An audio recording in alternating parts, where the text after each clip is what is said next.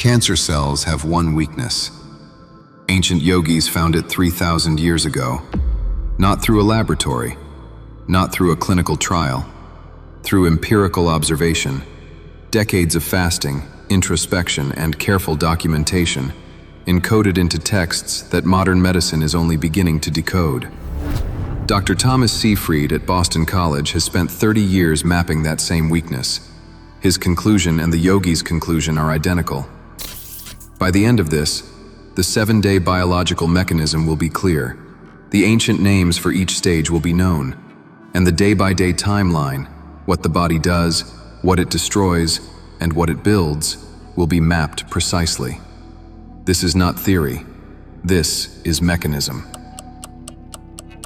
Here is what is happening inside most men over 45 right now, without a single symptom. Cellular damage accumulates daily. Mitochondria degrade. Proteins misfold.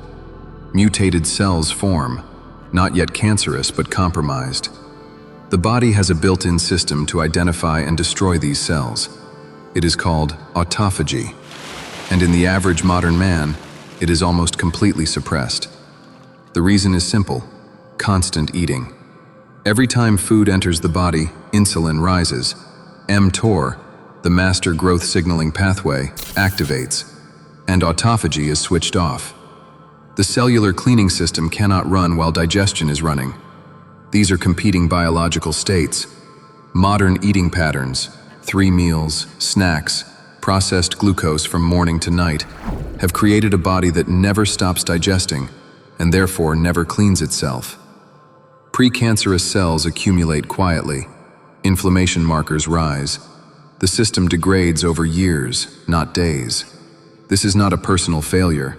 This is a design collision, an ancient biological body operating inside an environment it was never engineered to inhabit. If medication is part of daily life, diabetes management, cardiac drugs, hypertension protocols, consult a physician before undertaking this practice.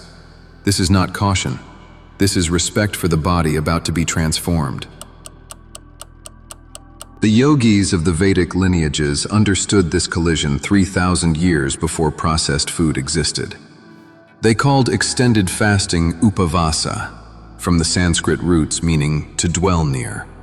Near what? Near the self, near the interior fire. They prescribed it not as deprivation, but as deliberate biological technology.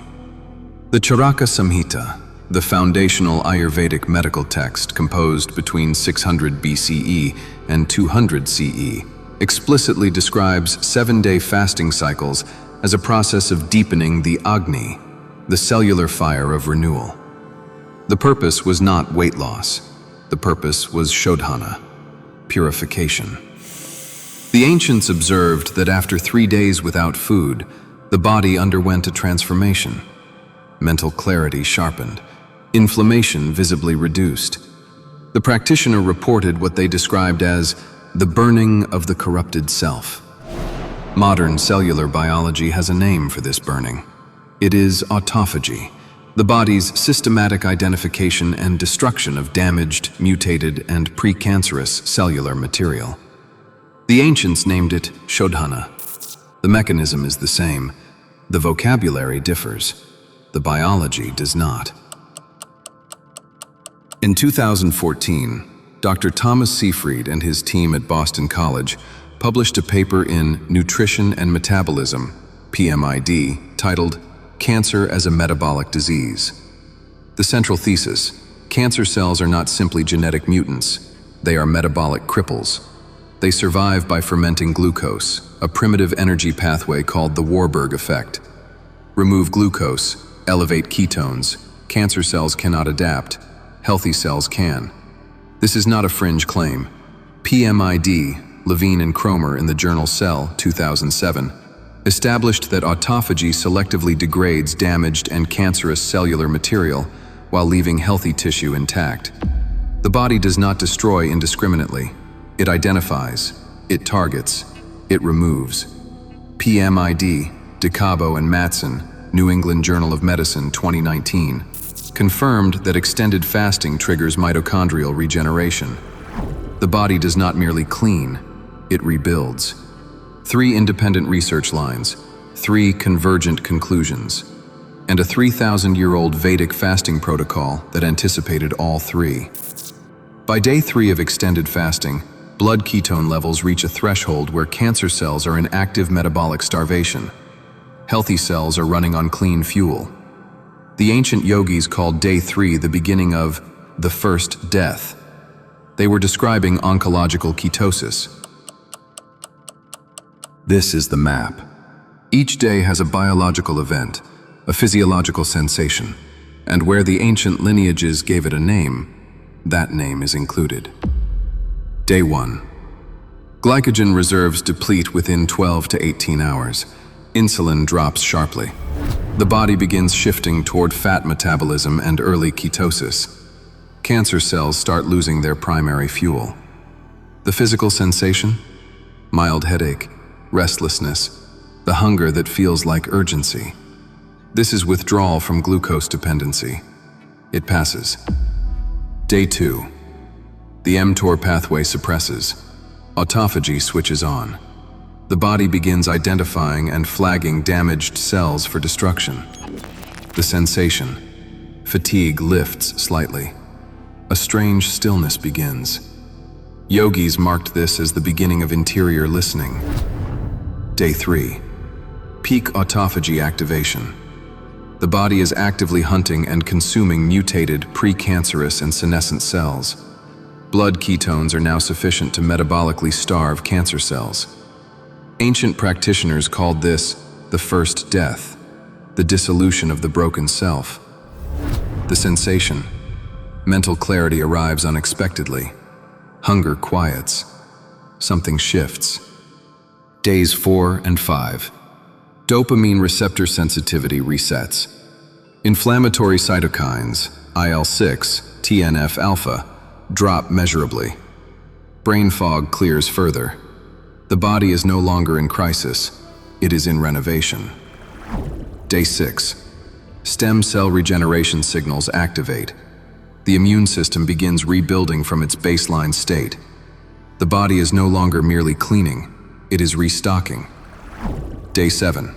Mitochondrial biogenesis begins, the manufacturing of new, structurally clean energy-producing cells.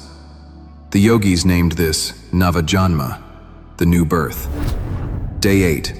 The re-entry. Breaking a 7-day fast incorrectly causes more damage than the fast prevents. The Charaka Samhita's Samsarjana Krama, graduated refeeding protocol, prescribes diluted fresh juice first, then thin rice water, then light sattvic meals over 2 to 3 days. The gut microbiome has restructured. Respect the re-entry. The human body evolved with extended fasting as its baseline condition. For hundreds of thousands of years, the metabolic cycle of feast and multi-day fast was not discipline. It was simply reality. Constant food access is the historical aberration. Autophagy, shodhana, cellular purification. These are not extreme interventions. They are the body returning to its designed operating state. The man who completes one annual 7-day upavasa is not practicing asceticism. He is running biological software that most men his age have never once activated. Walter Longo's research at USC indicates that this single annual practice may compress 5 to 7 years of cellular aging across a lifetime. 1 week per year. The biological return is disproportionate. This is not discipline. This is reclaiming an inheritance. Save this video. The day 3 section will be needed when it arrives, and it will arrive harder than expected. Tell me in the comments, what day do you think will be the hardest? Day 1, when hunger peaks? Or day 3, when the body shifts? Where are you before you begin?